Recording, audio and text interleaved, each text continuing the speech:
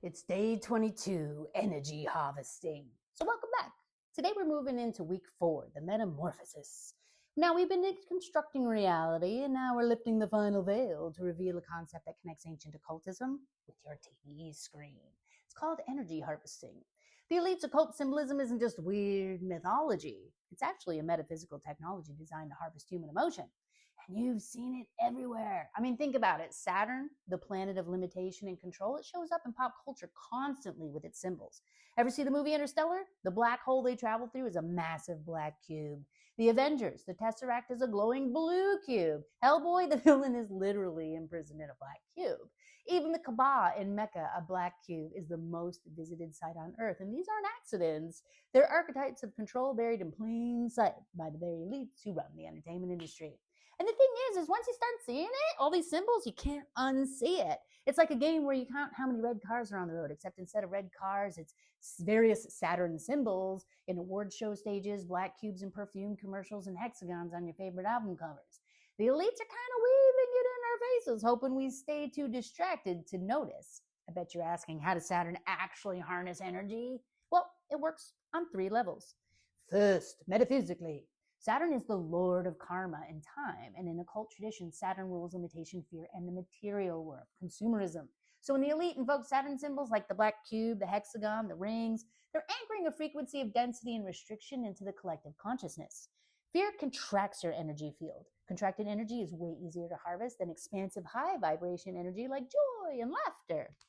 Saturn's frequency keeps you small, scared, and consuming. Second, scientifically, Saturn's North Pole has this massive persistent hexagonal storm, a perfect 6-sided geometric structure that scientists still cannot fully explain.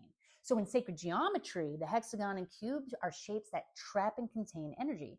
Think of it like a battery. It's a box that stores charge, and the black cube is a metaphysical battery. When you stare at a screen broadcasting Saturnian imagery, your attention, your life force is supposedly being siphoned into that symbolic container. Third, symbolically. The elite use Saturn imagery like the black cube at the award shows, the hexagon in logos, or maybe even Saturn itself in movie posters. It creates an energetic loop. Your fear, confusion, or even fascination generates this emotional energy. And that energy is kind of offered to the symbol, feeding what occultists call an egregore, a collective thought form that gains power the more people focus on it. So the elite feed off this pooled energy like psychic vampires. Let's look at how these symbols actually show up in your favorite music videos. Lady Gaga alone has displayed almost all of them across her career, making her the perfect case study for the elite's programming. In Bad Romance, watch for the 2 gazelle heads known as Baphomet, flanking the bed where Gaga undergoes an initiation ritual, her symbolic marriage to the horned idol in exchange for fame. In the same video, she makes the eye and the triangle hand gesture at the end, signaling she now belongs to the elite's inner circle. In Alejandro, she wears a nun's habit with inverted crosses while lying in a bed of black cubes, tying Saturn, Baphomet, and religious inversion all together. In Paparazzi, occult analysts have identified references to MK Ultra, the all-seeing eye, and the goat god, all woven into the narrative of her rise to stardom. And at the 2009 VMAs, her headdress was described as the crown of flames worn by Baphomet himself. But Gaga isn't alone.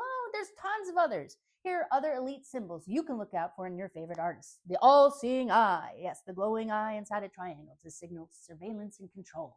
Watch for it in Katy Perry's Dark Horse video where it appears alongside Egyptian imagery. Then there's the owl, a symbol of secret wisdom that the elite venerate at the Bohemian Grove. Watch for owl imagery in Taylor Swift's Look What You Made Me Do, a video packed with hidden references. Then there's the pentagram, the elite co-op, this 5-pointed star for their rituals. Watch Pentagram's Dump Run. I mean, the band's name itself is kind of the symbol. The number 13, the elite use numerology to time their energy harvesting rituals. Taylor Swift, deeply tied to the industry elite, scrawls 13 on her hand and Look What You Made Me Do as a nod to the occult calendar. So you ask, how do we reclaim our power from the elite? We become the detectives. Your somatic action for today, watch Lady Gaga's Bad Romance or Alejandro like a detective, but with your body, not just your eyes. Where do you feel that tension? Is it in your gut, your chest?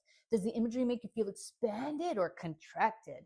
When you spot the symbols the elite have planted, smile. You're seeing the matrix. Holistically, you become more powerful by understanding that your attention is the currency the elite are harvesting. So when you observe the ritual, you're no longer the participant. You're just an observer. You break the spell. So I encourage you to practice mindful consumption from this day forward. Ask yourself, what's the intent behind this media the elite have created? And when you decode the symbols, see the patterns and hidden messages, they kind of lose their power over you.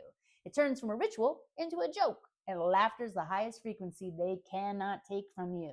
So don't let the elite's black box consume you. Reclaim your energy. Now, get to work, Sherlock, and I'll see you tomorrow.